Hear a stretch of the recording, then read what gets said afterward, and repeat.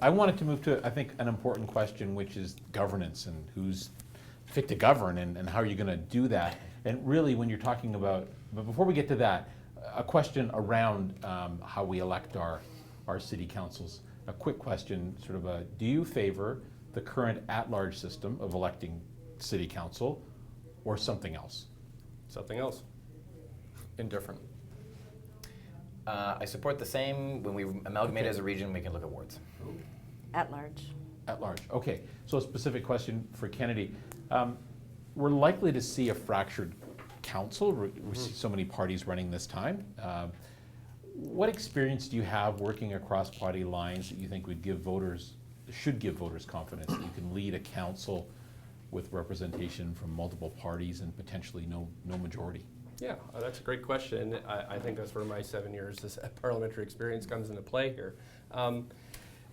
So in Parliament, there's a little bit of a joke saying I'm the most popular MP in all parties but my own because I work across the aisle so often. So for example, in the last Parliament, where Way and I were there for 4 years, the only vote that Stephen Harper lost was on a bill that I put forward to bring electronic petitioning to Canada. And I did that by having, working across the aisle and having 8 Conservative MPs vote against their leader, Stephen Harper, and to support my piece of legislation that passed 142-140 in the House. And now Canadians enjoy electronic petitioning because of that work. From that work, I was able to do more work with Michael Chong, who's a Conservative MP trying to reform the House, and helped him support the Reform Act, which was a very important piece of legislation that came in to decentralize power from parties.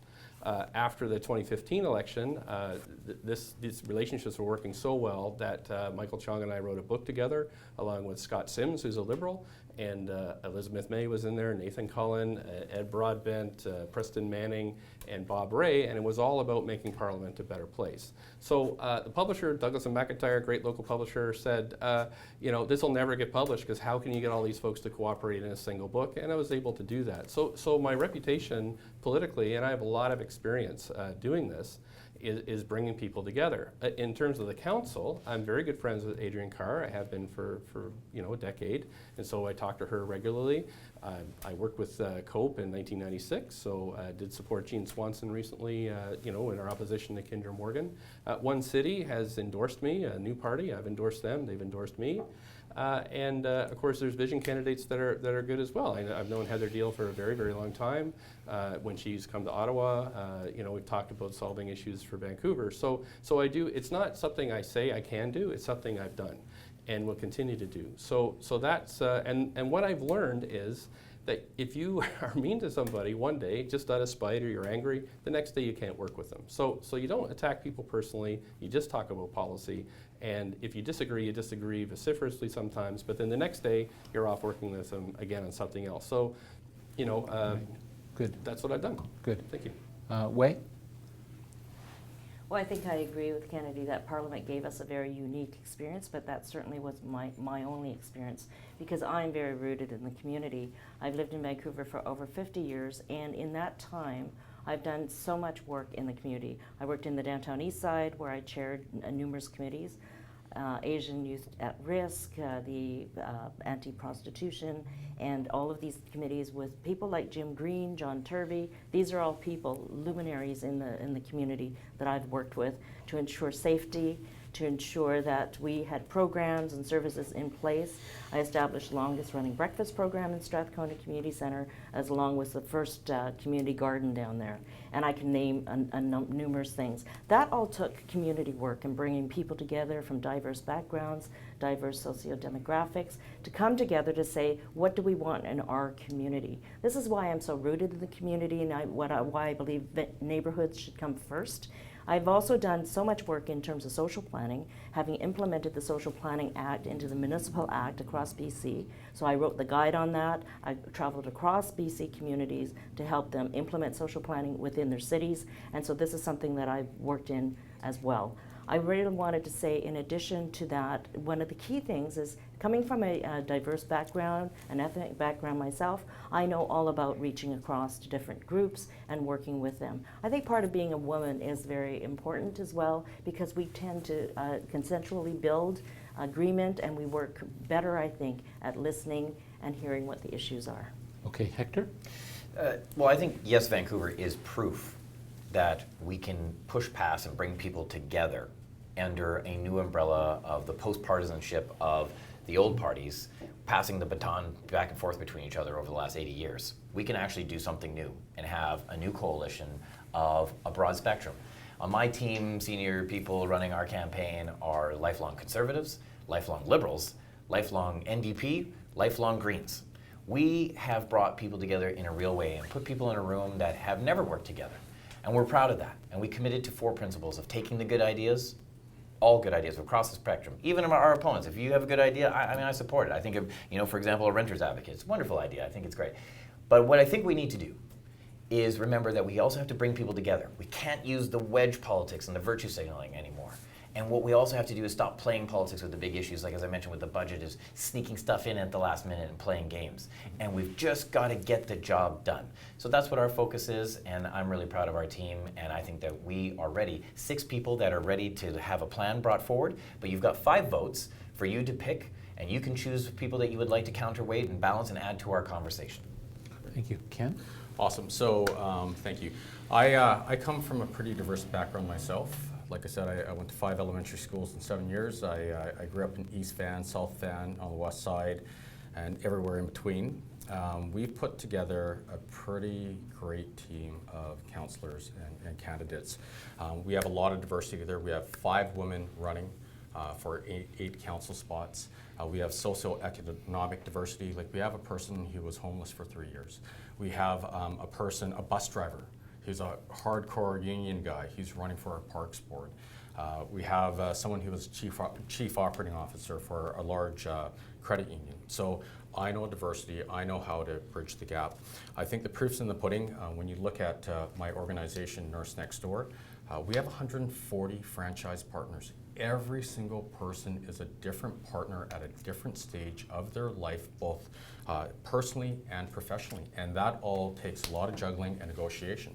And so that's been my experience. Also, I look at my mentors. My mentor, Milton Wong, he founded the Laurier Institute and the Dragon Boat Foundation, or the races. And he was my mentor for 20 years, and he reached out to everyone. And that's how we make our community strong. We're not looking for one point of view. We're looking for a mix of views, and that's what we've done. And so when you look at the housing strategy, for example, I actually sat down with Patrick Condon. He was helping us out, and he's like on the opposite side of the spectrum, but we embraced it. And that's what we intend to do at City Hall. Okay, good. Anyone want to say anything more about it? Yeah, well, on November 5th, there's going to be a new mayor and council, and then in the fall, we will have to go to the federal government and try to get funding for the Broadway SkyTrain, because there's a budget cycle coming up federally, as Wayne knows. It's decided in February, and then we've got an federal election in the fall of that year, in November. And if we're not ready to go and get money from the federal government and get commitments pre-election, it'll be over for us. So we have to be right away know what we want. And waffling on the Broadway SkyTrain has been a huge problem from Mr. Sim, saying that there's not enough ridership to justify it one day, and then coming out today and say he's in favor of it. Ottawa's watching that.